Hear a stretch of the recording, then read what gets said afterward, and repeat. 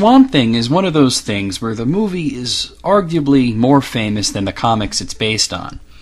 Hardly an iconic character, the most notable thing to say about the Swamp Thing comics is that some of them were written by comic writing virtuoso Alan Moore.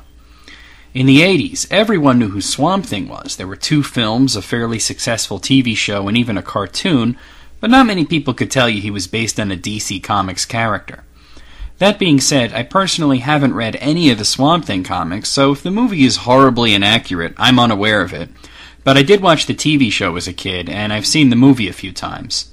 Swamp Thing begins with this girl Alice who is taking on a new job as a researcher in a swamp, working for Dr. Holland, who is working up ways to accelerate the growth of plant life, hopefully to rapidly grow swamp plants and end world hunger.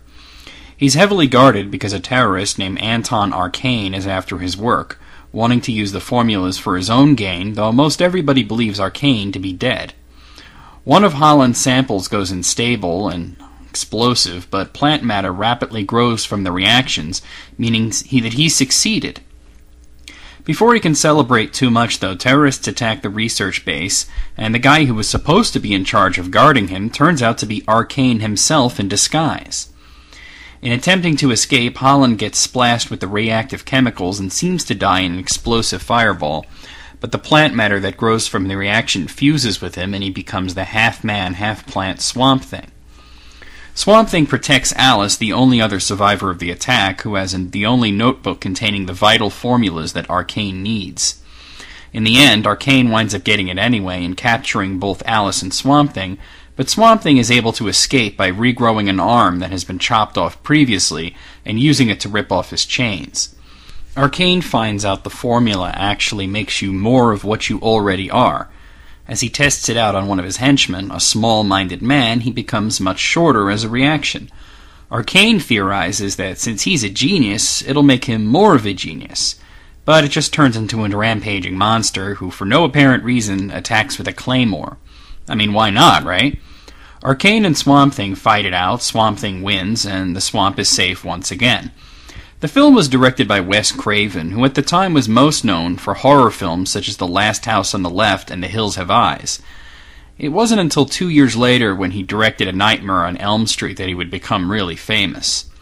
Swamp Thing is different than the usual Craven movies. Instead of trying to have a message or any sort of social commentary, he went for pure action and entertainment. It's a typical 80s action and monster movie hybrid. There's lots of fights, some explosion, couple of tits, numerous double crosses, and in the end the bad guy dies. If I had to complain about anything, I'd say the beginning is a bit on the slow side, mostly because it abruptly puts you in the middle of Alice arriving at her new job, and takes a while for the movie to get to the point.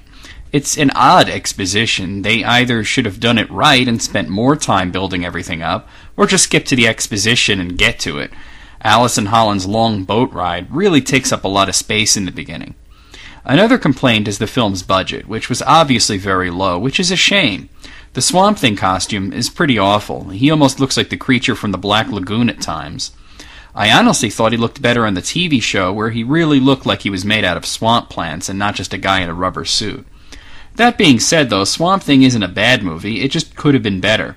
There was a sequel, The Return of Swamp Thing, which came out in 1989. Can't comment on it as I haven't seen it, and a year after that was the TV series, which was pretty cool.